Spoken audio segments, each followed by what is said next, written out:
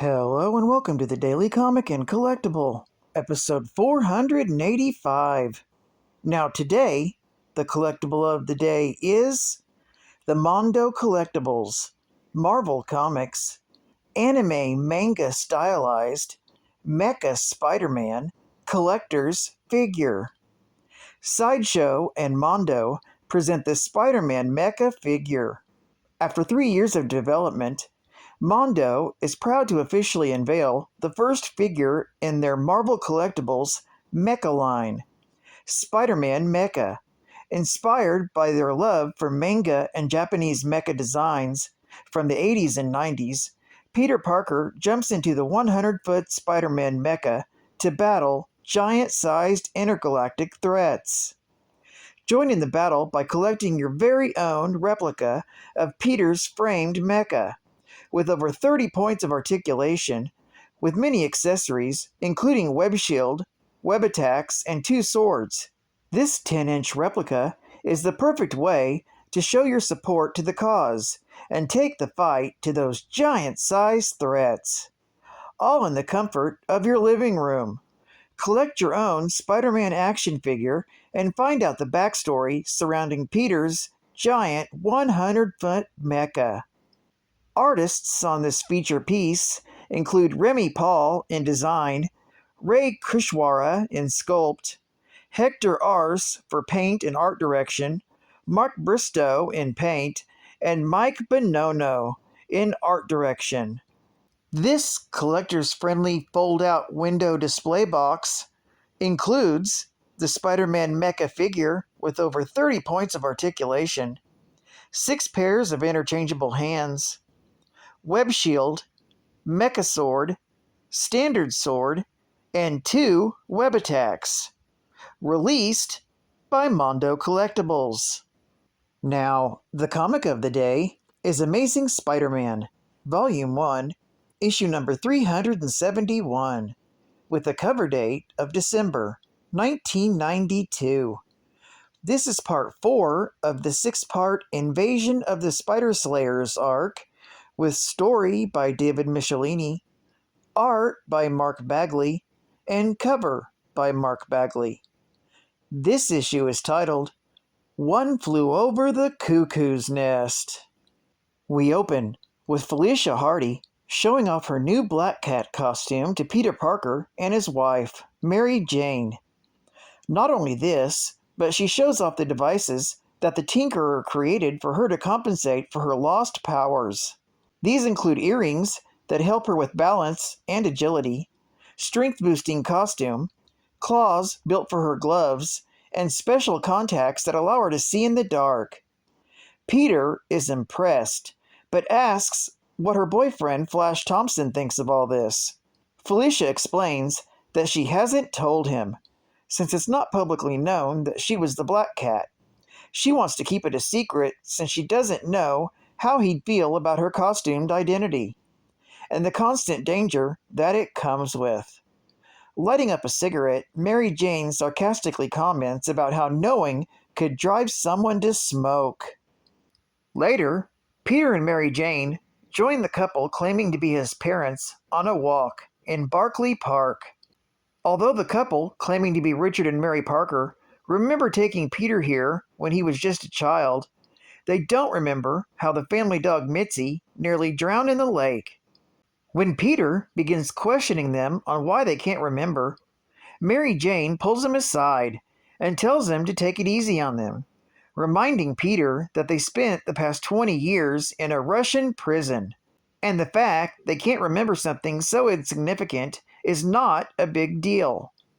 This causes Richard and Mary to try and remember how many things they can't remember. Richard suggests they look up this Agent Shattuck that they met the night before, as he may help them remember some of the blanks of their memories. When he suggests that they tell Peter about the idea, Mary points to the arguing couple and suggests that Peter has other problems to worry about. That night, Peter and Felicia are driving to Long Island to investigate the robots that have been attacking him recently. After this last robot proved to be an amoeboid robot, like one designed by the late Mendel Strom. Although Peter states that Mendel Strom is dead and buried, his old assistant was still alive and was institutionalized. When nobody at the asylum wanted to speak to Peter over the phone, he had decided to go and question them in person. At the facility, they meet with Dr. Roberts, who treated Max Young. He informs them that Max Young is no longer a patient at the facility. He tells Peter and Felicia that Max escaped with a number of other inmates a few months back. The facility is in the process of covering this up, and Roberts warns Parker that if he breathes a word of this incident, he will sue, and tells them to leave. Outside, Felicia's new contacts allows her to spot a mechanical spider that is watching over the facility. The pair then slips into the bushes and changes into their costumes. Spider-Man leaps up onto the roof to grab the robot spider, but it leaps away. It ends up getting impaled on the Black Cat's claws. As the wall crawler takes a look at it, they are suddenly attacked by another robot. This robot is humanoid in form with a tri-screen and is broadcasting images of 3 different people who are apparently controlling the robot. As they bicker over what to do next, the robot goes crashing through the roof, sending itself, Spider-Man, and the Black Cat crashing into the indoor swimming pool below. Dodging the ray blasts from the robot's fingers, Spider-Man recognizes the faces on the screen as Max Young. He quickly deduces that each face represents a different aspect of Young's fractured personality. As Spider-Man tries to leap away, the robot snags him with a grappling cable and pulls back. However, before the web-slinger can be pulled into the robot's laser beams, the Black Cat leaps up and cuts the wall crawler free. That's when Dr. Roberts enters the room to see what's going on. Max wants to kill the doctor, but the others remind him to stay on task. Spider-Man decides to play against Max's mental illness by offering to kill Roberts himself. The arguing personalities soon get violent with each other, with one commanding the robot to blow its own head off. This severs the connection, and the inert robot topples into the pool. In the aftermath of the battle, Dr. Roberts fears one of the other escaped patients, Alistair Smith.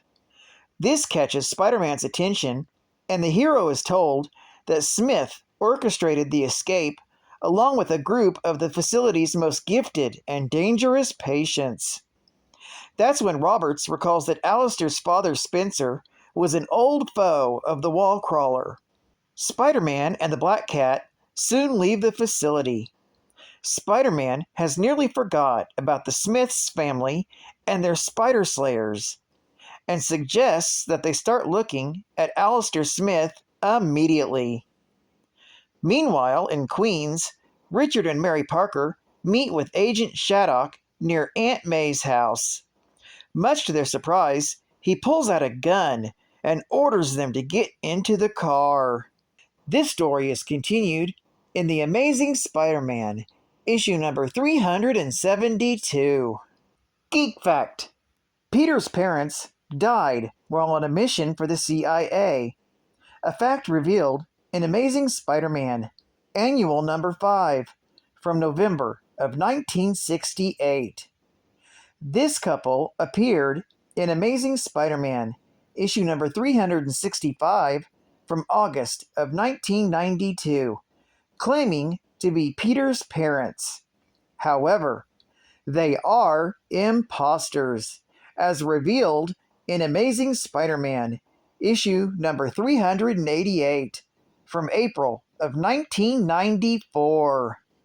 Bonus Geek Fact: in the story, Spider-Man mentions how he encountered Mendel Strom and his amoeboid robots in Amazing Spider-Man, issue number 37, with the cover date of June 1966.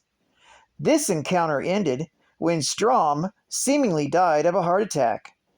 However, unknown to anyone at the time, Strom survived, thanks to an impure version of the Goblin formula, as explained in Osborne's Journals, issue number 1, with a cover date of February 1997.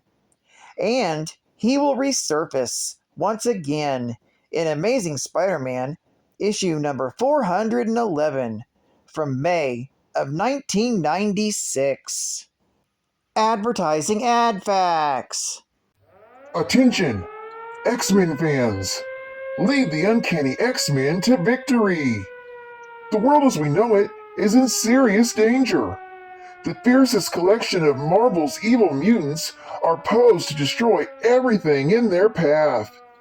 The only powers that can save the planet are those of the uncanny X-Men, and you must mastermind it all.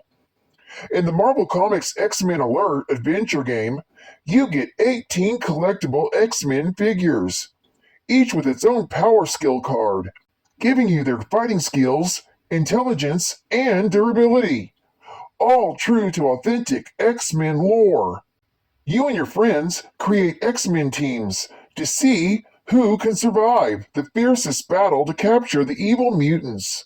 Will it be you, or will it be the power of evil that prevails? The time to find out is now, because it's All Out X-Men Alert! Only from Pressman. At the movies. We dare you to say his name 5 times. From the chilling imagination of Clive Barker. Candyman, Candyman, Candyman, Candyman, Candyman. I came for you.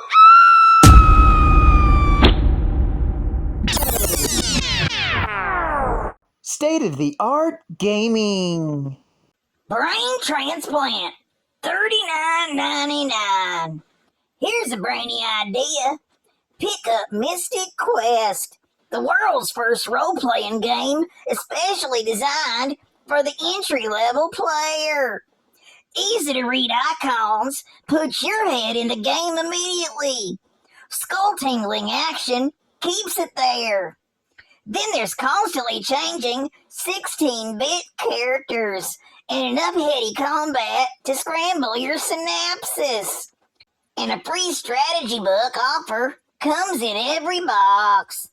All this for just $39.99. Hey, you don't need to be a brain specialist to see what a smart deal that is. Final Fantasy's Mystic Quest.